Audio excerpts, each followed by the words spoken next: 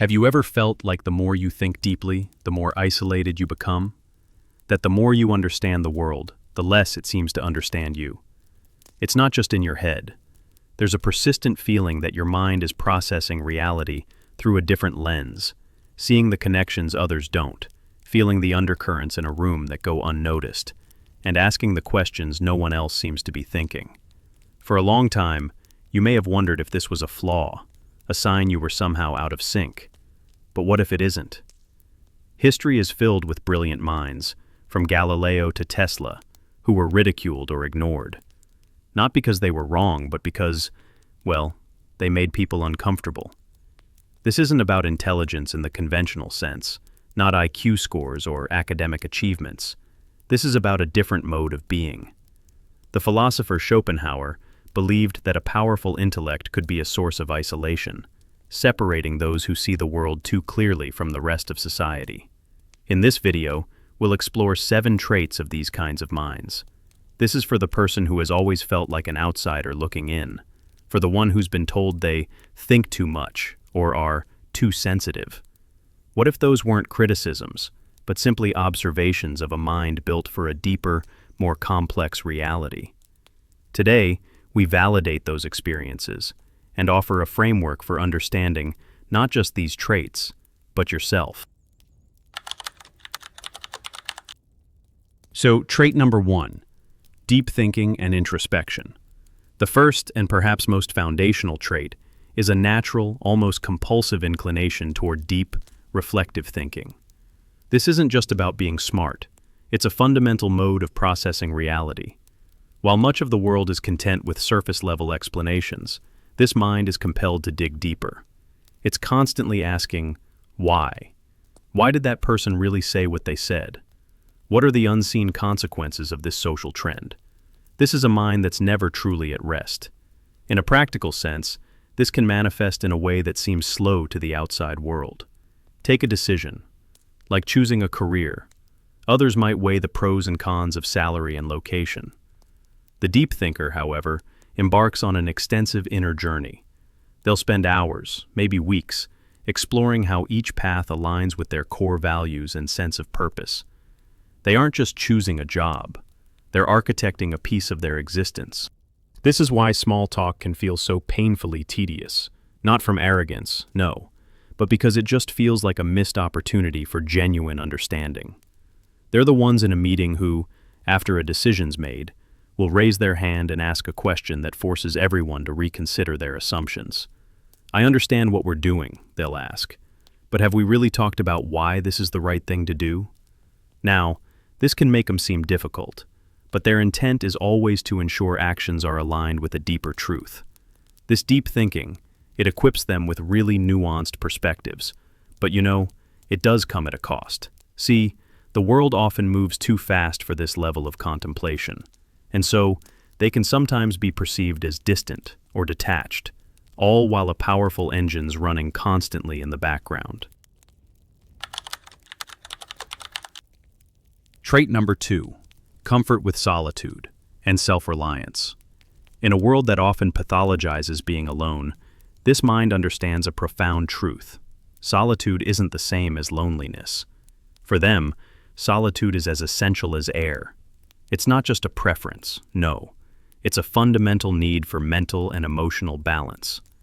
Now, while many people seek constant social stimulation, these individuals find that too much interaction is draining, overwhelming, and ultimately disconnecting. Not from others, mind you, but from themselves. This is the person who will consistently choose a quiet evening with a book over a loud party. And this need for alone time is often deeply misunderstood as being antisocial or aloof. But for this mind, solitude, that's where the real work gets done. It's where they recharge, where their most creative ideas are born, and where they can finally hear their own thoughts, without the noise of the outside world. Psychologists have long noted the connection between solitude and creativity. It's in these quiet moments that the mind can make novel connections. The shower effect, where a brilliant idea suddenly appears. This self-reliance also extends to their emotional life. While they value deep connections, They don't rely on others to regulate their emotions. They have a rich inner landscape to retreat to.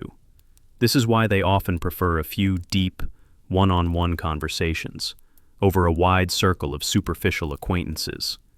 However, in a society that often equates social activity with happiness, this need for solitude can, well, it can create friction. The key for these minds, though, is to understand that this need is not a character flaw, but actually the very trait that fuels their greatest strengths, their creativity, their self-awareness, and their independent thought. Trait number 3, high empathy and emotional sensitivity.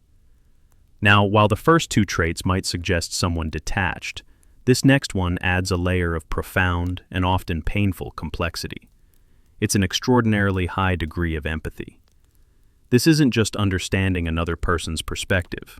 No, this is deep, effective empathy. The ability to feel what others are feeling. It's almost as if their nervous system is tuned to a frequency that picks up the subtle emotional signals most people miss. In daily life, this manifests as an uncanny ability to really read a room. They walk into a meeting and instantly sense unspoken tensions.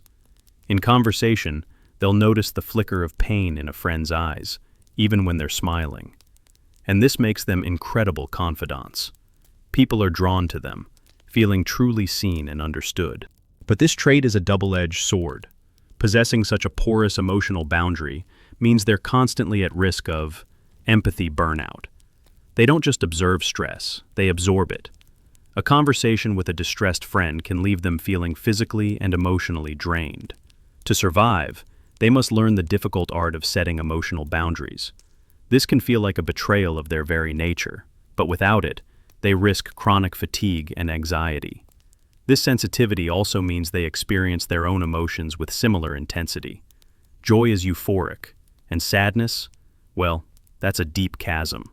They're experiencing the full spectrum of human emotion without the filter most people have. And that, well, that makes them both profoundly human and profoundly vulnerable. Trait number 4, pattern recognition and associative thinking. The fourth trait is an exceptional ability for pattern recognition. This is the capacity to connect seemingly disparate pieces of information, an idea from a book, a comment from last week, a detail in a film, and then weave them all together to reveal a larger, hidden pattern. It's a form of intelligence that isn't measured by standard tests, but it's one of the hallmarks of intuition and strategic insight. In the real world, this manifests as an almost prophetic ability to see where things are headed. They connect the dots that no one else even notices are connected. In their personal lives, they might be the one to say, "You know, the way you talked about your new boss sounds exactly like how you described your old one. Do you see a pattern here?" They're masters of the meta view, constantly zooming out to see the larger systems at play. However, this constant pattern seeking can have a dark side. The mind that's wired to find connection can sometimes create patterns where none exist, leading to overthinking and analysis paralysis. A simple text message, for instance, can be scrutinized for hidden meanings, and that can lead to hours of unnecessary anxiety. Furthermore, this ability can be incredibly isolating. You see, when you find a pattern that's obvious to you but invisible to everyone else, trying to explain that complex web of connections can honestly feel like speaking a different language. They're often dismissed as too abstract or weird. Their gift, is to see the whole forest, while everyone else is just looking at the trees. But the real challenge? It's convincing others that the forest is even there. Trait number 5, questioning the status quo and pervasive self-doubt. For many, the status quo provides comfort, but for this mind, it's a subject of relentless scrutiny. This trait, it's a habitual need to question the way things are, driven by a deep desire for truth. It's not about being rebellious, no. It comes from genuine intellectual integrity. They're the ones asking, why do we do it this way? Or, is it because it's the best way, or just because it's always been done? Psychologists talk about the status quo bias, the brain's preference for familiar ideas. Well, this mind actively fights that bias. However, this constant questioning isn't only directed outward, is it? It's also turned inward. And this is where the trait becomes a profound struggle. The same mind that questions society's truths, well, it relentlessly questions its own too, leading to a persistent state of self-doubt. While they may appear confident challenging the external world, their inner world is often a landscape of uncertainty. Did I make the right choice? They wonder. Am I being biased? This inner critic is both a source of growth and torment. It pushes them to constantly evolve and makes them immune to dogma because they're always open to the possibility that they're wrong. But it can be exhausting. In many environments, questioning the established order is seen as a threat. The person who embodies this trait is often labeled as cynical or negative. They're driven by a profound need to live an authentic life, not one based on unexamined assumptions. This path is rarely easy, but for them, it's the only path worth taking. Trait number 6, the ability to see the bigger picture, amid chaos.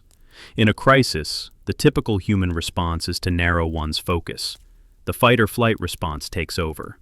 But the 6th trait of this mind is the remarkable ability to do the exact opposite. When faced with chaos, they naturally zoom out. Instead of getting caught in the details, they rise above the fray to see the bigger picture. This is the friend who, while you're panicking about losing your job, remains calm and starts asking strategic questions. Okay, this is terrible right now, they might say, but let's look at the bigger picture. You've been unhappy in this role. What if this is an opportunity? They're not dismissing the pain. They're reframing it within a larger narrative. They're the natural-born strategists in a crisis. In a corporate failure, while everyone else is pointing fingers, this is the person thinking about how to rebuild the system to be more resilient. They're not reactive. They're profoundly strategic. This ability stems from their deep-thinking nature. They're able to detach just enough from the immediate emotional storm to access the more analytical parts of their mind. This doesn't mean they don't feel stress, but their first instinct isn't to panic. It's to understand. However, their calm demeanor, it can sometimes be misinterpreted as not caring. They have to learn to first connect on an emotional level, to say, this is really hard, and it's okay to be scared, before they offer their gift of perspective. It's a heavy burden, but it provides a unique form of resilience, a trust that failure is rarely, really, the end of the story. Trait number 7, symbolic thinking and comfort with paradox. The final trait is perhaps the most abstract. This is the trait of symbolic thinking and a deep comfort with paradox. While much of the world thinks in binary terms, right or wrong, good or bad, success or failure, this mind sees that as a gross oversimplification. They understand that the deepest truths about life are rarely captured by a simple statement. Instead, they're found in the ambiguous world of symbols, metaphors, and stories. When asked for their opinion, instead of a direct yes or no, they might offer a metaphor that captures the complexity of the situation. For them, the story is the answer. This is why they're often drawn to art, mythology, and the work of psychologists, like Carl Jung, who believed that wholeness involves integrating the symbolic, unconscious parts of ourselves. They're comfortable holding two opposing ideas in their mind at the same time. They understand that a person can be both selfish and selfless, that a situation can be both a tragedy and an opportunity. They know that the most profound truths lie within the paradox, and this gives them a profound capacity for non-judgmental understanding. Of course, this creates huge communication challenges. Trying to explain a paradoxical truth to someone who really needs a clear answer can just be met with confusion. Living with this trait is like seeing the world in a full spectrum of color and meaning, while being surrounded by people who prefer to see only in black and white. So, there we have it. Deep thinking and introspection, comfort with solitude, high empathy, pattern recognition, questioning the status quo while battling self-doubt, seeing the bigger picture in chaos, and a mind that embraces paradox. If you identify with several of these, you've likely walked a path marked by misunderstanding. You've been told to stop overthinking it, or not be so sensitive. You felt the sting of alienation when your insights were dismissed. Let this be a moment of profound validation. These are not flaws. They're indicators of a rare and profound way of engaging with the world. Your deep thinking is what finds meaning. Your solitude is what fuels creativity. Your empathy is what connects you deeply. Your pattern recognition gives you foresight. Your questioning drives progress. Your ability to see the big picture makes you a leader. And your symbolic thinking connects you to the deepest truths. Yes, these traits come with challenges. They require strong boundaries and immense self-compassion. But they are also your greatest gifts. Society may not always understand you, but it desperately needs you. It needs your depth in an age of superficiality, your calm in an age of chaos, and your questions in an age of blind conformity. So if you've ever felt like an outsider for your thoughts, remember this: you're not alone. And while society may fear deep thinkers, it's deep thinkers who push humanity forward. If this video resonated with you, go ahead and share your thoughts in the comments. Have you ever faced rejection for thinking deeply? Let's start a conversation. And if you want to explore more insights from history's greatest minds, then hit that subscribe button. We're just getting started.